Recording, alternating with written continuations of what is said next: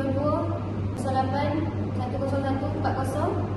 Saya Radha Jana binti Rizwan, KBN 2208-10155. Saya Tuan Nur Aja Azira binti Tuan So, KBN 2208-10122. Saya Ratnai binti Cik Omar, KBN 2208-10153. Saya Nur Alisa Banu binti Muhammad Rasdan, KBN 2208-10123. Saya Fatia binti Badau, nombor ID KBN 208101007. Ini kami akan membentangkan tentang tajuk tingkah laku negatif kanak-kanak. Tingkah laku adalah apa yang dilakukan atau diperkatakan oleh seseorang individu. Tingkah laku juga semua tindakan manusia yang boleh diperhati, diukur dan dinilai serta sebarang perbuatan yang dilakukan sama ada secara terus atau tidak, secara sedar atau separa sedar. Pada dasarnya, tingkah laku adalah apa sahaja yang diperkatakan atau dilakukan oleh seseorang individu. Faktor tingkah laku negatif kanak-kanak pada ibu bapa kurang mengambil berat daripada aspek kebolehan bergaul dan menyesuaikan diri, kebolehan berbahasa atau kemahiran berkomunikasi, mempunyai kestabilan emosi dan kemahiran aktiviti motor serta fizikal yang sangat diperlukan bagi mencapai perkembangan yang holistik. Persoalannya, apakah faktor-faktor tingkah laku negatif kanak-kanak? Antara faktor tingkah laku negatif kanak-kanak ialah kanak-kanak yang agresif secara lisan maupun fizikal. Hal ini dikatakan demikian kerana kanak-kanak yang suka menggunakan kata-kata kesal ataupun kata-kata kasar, kurang ajar dan tidak sopan terhadap guru dan rakan-rakannya. Contohnya, seorang kanak-kanak bergaduh dengan rakan sekelasnya kerana merebut alat permainan yang menyebabkan mengeluarkan perkataan yang kasar kepada rakannya. Ia akan memberi kesan apabila kanak-kanak lain yang mendengarkan perkataan kesat itu menyebabkan kanak-kanak lain boleh mengikut perkataan yang disebut rakan yang agresif itu dan akan mengulanginya kepada rakan-rakan yang lain. Faktor yang kedua ialah hyperaktif. Hyperaktif ni macam ni, kanak-kanak tu terlalu puas ataupun dipanggil tidak duduk diam apabila tidak dapat bermain permainan yang dia mahukan. Contohnya, dia tidak akan duduk setempat dalam masa yang sama, dia akan kacau kawan yang lain. Kanak-kanak ni tak takut pada semua orang. Contohnya kalau orang marah dia pun dia ambil tak kisah apa yang ibu bapa dia bagi tahulah.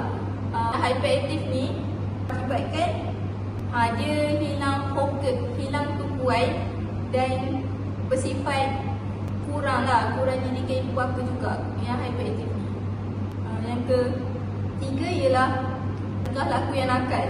Lakuan kanak-kanak yang melampau yang mengakibatkan ketenteraman orang lain seperti membuat bising, suka mengganggu kawan-kawan lain, membuli atau menyakat kawan-kawan. Contohnya, kanak-kanak tersebut, kanak-kanak yang nakal tu gelakkan rakannya yang menjawab persoalan guru dengan jawapan yang salah. Kesannya menyebabkan rakannya itu berasa malu dan kurang keyakinan diri untuk menjawab soalan yang guru tanya selepas itu. Akhir sekali, ketawa dengan kuat. Hal ini sebab gangguan kepada rakan untuk menjalankan sesi pembelajaran kerana hilangnya tumpuan belajar. Contohnya, kanak-kanak itu ketawa dengan suara yang nyaring dan kuat dengan aktiviti yang dilakukan tanpa menghiraukan orang yang berada di sekelilingnya. Biasanya kanak-kanak itu telah mengganggu rakan-rakan yang sedang belajar dengan sikap gelak tawa yang kuat itu dan belajar yang tak fokus tu hilang tumpuan untuk belajar. Kesan-kesan tingkah laku negatif kanak-kanak.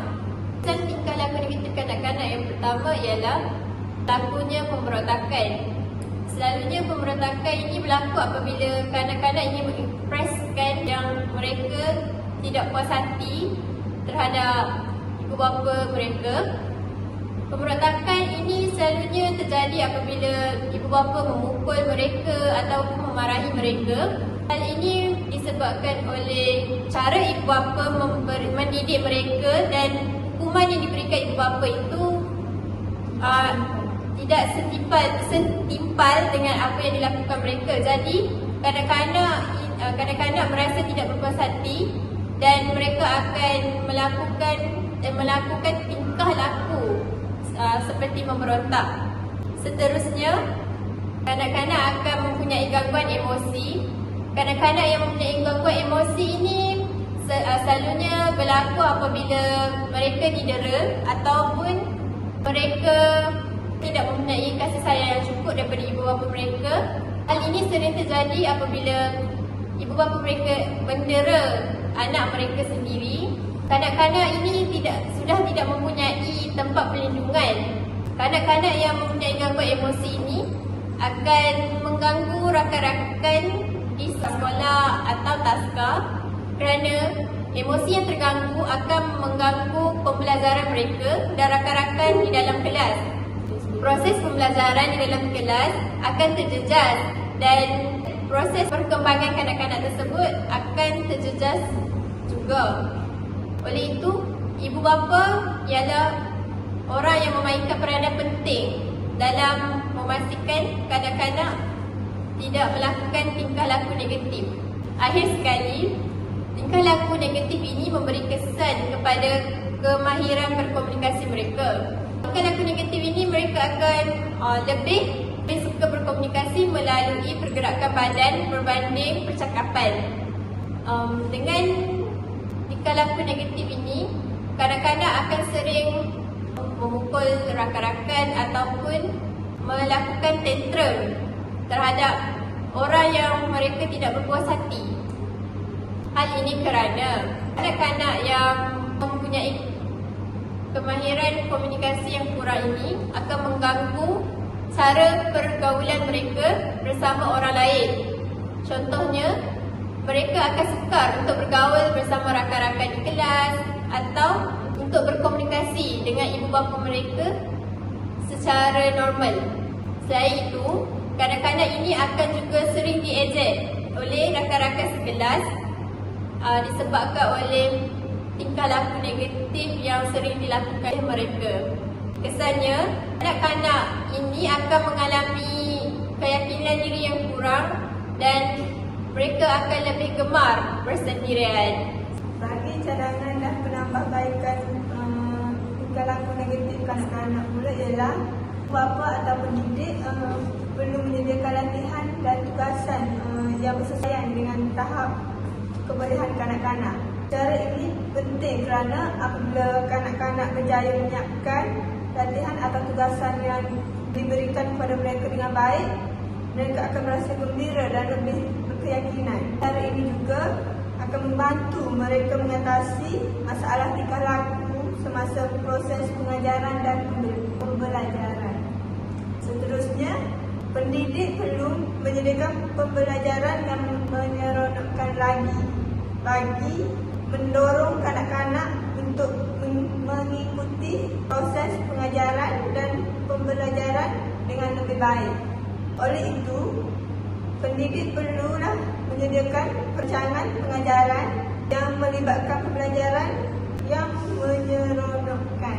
Pembelajaran yang menyeronokkan akan menjadikan suasana belajar di dalam bilik darjah sesuatu yang gembira, akan menarik minat serta tumpuan kanak-kanak untuk mengikuti proses pembelajaran tersebut.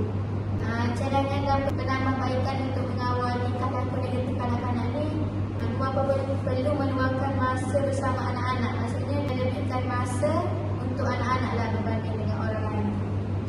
Ibu bapa perlu meluangkan masa berkualiti dengan anak-anak kerana interaksi sangat penting dalam mendidik anak-anak.